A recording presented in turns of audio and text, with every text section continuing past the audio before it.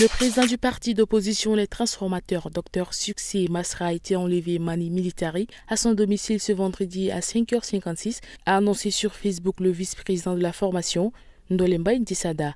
Aucune confirmation officielle n'était disponible dans les médias. Tsadinfo a tenté en vain d'obtenir des explications auprès des autorités. Les circonstances de cette arrestation restent floues, mais elle intervient quelques jours après sa déclaration sur le non-respect d'un accord secret, dit accord de Toumaï, qui le lie au maréchal Mahamat Idriss Déby Itno, président de la République.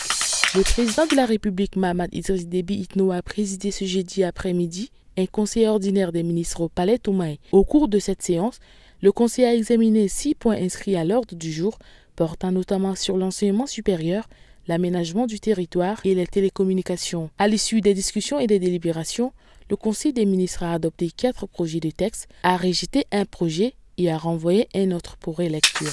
Le 14 mai 2025, un incendie dévastateur a ravagé le village de Danamadja 2 dans la province du Moyen-Chari, détruisant 9 cases et laissant plusieurs familles dans une situation critique.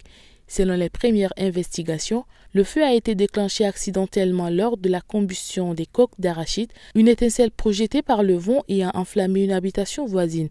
La famille de Koulingar Jacques fait partie des plus affectées, le sinistre ayant également réduit en cendres des sacs d'arachide, des documents administratifs, des manguiers et des biens matériels. Le sous-préfet Tungodide Léonard a constaté l'ampleur des dégâts sur place et les autorités locales ont lancé un appel urgent à la solidarité et à l'assistance humanitaire pour aider les sinistrés.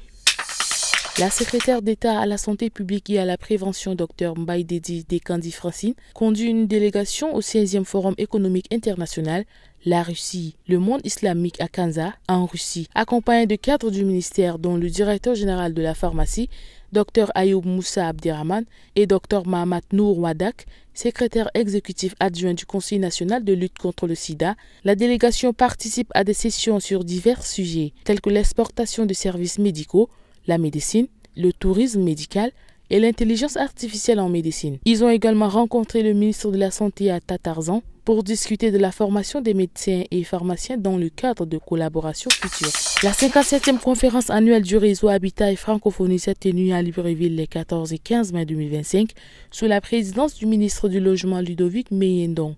Cette rencontre a rassemblé des experts pour discuter des défis liés au financement du logement abordable, aboutissant à plusieurs recommandations pour dynamiser ce secteur. Parmi les solutions proposées, la structuration de l'épargne populaire et le renforcement des agences nationales de l'habitat ont été jugés essentiels. Les participants ont également évoqué la nécessité de mobiliser des ressources régionales et d'améliorer les compétences du secteur pour garantir la qualité des constructions. Le ministre a salué ces propositions et s'est engagé à les intégrer dans les plans d'action futurs. La conférence a été conclue par la signature d'un protocole d'accord pour renforcer la coopération avec l'Afrique de l'Ouest et l'annonce du Maroc comme prochain pays hôte en mai 2026.